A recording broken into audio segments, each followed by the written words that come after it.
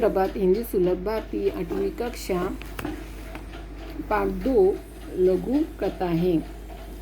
तो आज हम देखेंगे 2 लघु कथाएं। तो इसके लेखक कौन है? हरि जोशी। परिचय: जन्म 1943 कुटिया मध्य प्रदेश में। परिचय: स्नेहावृत्ति प्राध्यापक हरि जोशी जी की साहित्यिक रचनाएं की हिंदी की लगभग सभी प्रतिष्ठित पत्र पत्रिकाओं में प्रकाशित होती रही है। आपको गोयन का सार स्वस्थ सम्मान आवश्यक वागीश्वरी सम्मान प्राप्त हुए हैं। प्रमुख कृतियाँ: पंखुड़ियाँ, यंत्रयुग, अखाड़ों का देश, भारत का रात, अमेरिकी रंग के आदि। गद्य संबंधी यहाँ 2 लघु कथाएं दी गई हैं। प्रथम लघु कथा में जोशी जी ने बताया कि हमें बुरे काम का फल बुरा ही मिला, अंत में बुरे काम नहीं करने चाहिए। और दूसरी लघु कथा में आपने समझाया है कि कठोरता की अपेक्षा विनम्रता अधिक महत्वपूर्ण है। घमंडी का सिर हमेशा नीचा होता है, अंत में हमें घमंड नहीं करना चाहिए। मौलिक सृजन: विनम्रता सारे सद्गुणों की नींव है। विषय पर हमें मन के भाव लिखो। तभी नींव। तो हमें इस पाठ में अभी मैंने आपको क्या पता कि बुरे काम का फल बुरा ही मिलता है, ऐसे हरि जोशी ने कहा है। तो देखेंगे नींव। बहुमंजिला इमारत की दीवार नींव से उठ रही थी। ठेकेदार ने नया था। भयभीत सा वह 1 तगारी सीमेंट और 5 तगारी रेत के मसाले से ईंटों की जुड़ाई करवा रहा था। अगले दिन महोदय आए। उन्होंने काम के प्रति घोर असंतोष व्यक्त किया। महोदय बोले, ऐसा काम करना है तो कहीं और जाइए। मतलब उन्होंने क्या किया, बहुमंजिल इमारत की वो दीवार में नींव मतलब उठ रही थी। तो वहाँ ठेकेदार आया और वो भयभीत होके वहाँ से 1 तगारी यानी बड़ा तसला, घमेला और सीमेंट के 5 गोनियाँ इसमें ईंट में जुड़वा कर रहा था। तो अगले दिन महोदय उधर आके उन्होंने कहा कि प्रति घोर संतोष व्यक्त किया। तो महोदय क्या बोले कि ऐसा काम करना है तो कहीं और चले जाइए। तो हमें क्या करना चाहिए? अच्छा काम करना चाहिए। अगले दिन संशयित नए ठेकेदार ने तगारी सीमेंट और 3 तगारी रेत के मसाले ईंट को जुड़ाई की। संबंधित अधिकारी आए। उन्होंने नींव की दीवार पर एक निगाह डाली और गर्म हो गए।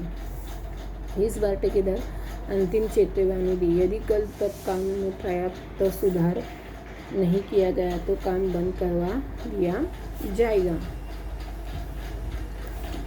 तो अगले दिन संशयित में वापर को नए ठेकेदार तगारी और सीमेंट और 3 तगारी के रेत के मसाले में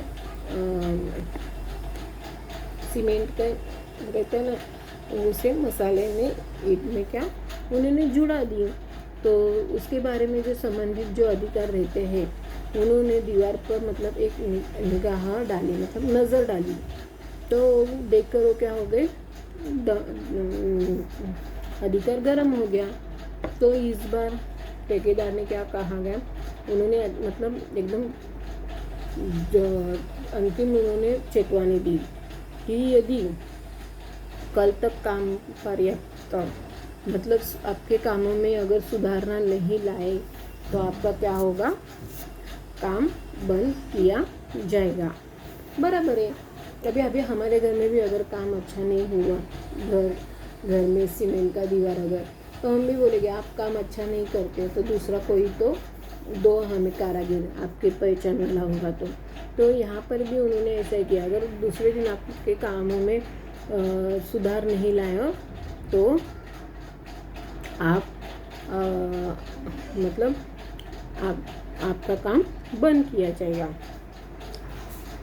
जब नए ठेकेदार की समझ में बात नहीं आई तो उसने एक अनुभवी ठेकेदार से इस समस्या पर उसकी सलाह चाहिए। अनुभवी ठेकेदार ने बताया कि ये महोदय रिश्वत चाहते हैं, इसलिए काम में कभी बता रहे हैं। नए ठेकेदार ईमानदार था, वह रिश्वत देने लेने के लिए अपराध समझता था। उसने भ्रष्ट अधिकारी को पाठ पढ़ाने का निश्चय कर दिया।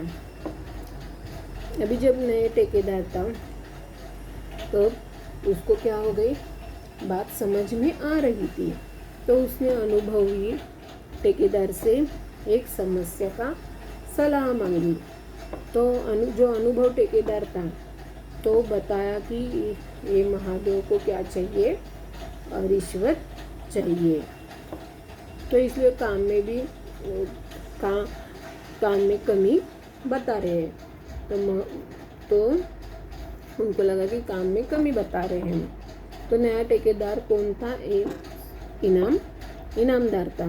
जो नया था वो कौन था, इनामदार था।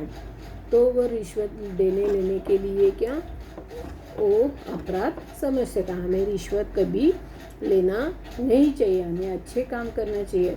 अगर कोई हमें बोले कि मेरे घर में माँ बीमार है, मुझे थोड़े से पैसे दो, तो हम देंगे। अगर आपके पास है तो आप ज़रूर दो, नहीं है तो उनको सॉरी करके बोल के छोड़ दो।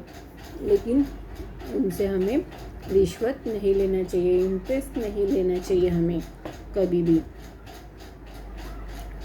तो उसने भ्रष्ट अधिकार को पाठ पढ़ाने का निश्चय दिया। तो उसने क्या किया, अधिकार ने कि इसको अभी मैं अच्छी तरह कैसा पाठ पढ़ाता हूँ, देखो। अगले दिन अधिकारी महोदय निरीक्षण करने आए तो ठेकेदार ने उन्हें रुपये से भरा लिफाफा पकड़ा दिया। अधिकारी प्रसन्न होकर जैसे ही जाने लगे तो वैसे एकाएक वह उच्च अधिकार आ गए। अधिकारी महोदय रिश्वत लेते हुए रंगे हाथ पकड़े गए। देखो, अगले दिन मतलब क्या हो गया, दूसरे दिन अधिकार महादेव, मतलब वहाँ पे जो अधिकार महादेव थे वो निरीक्षण करने के लिए आए थे।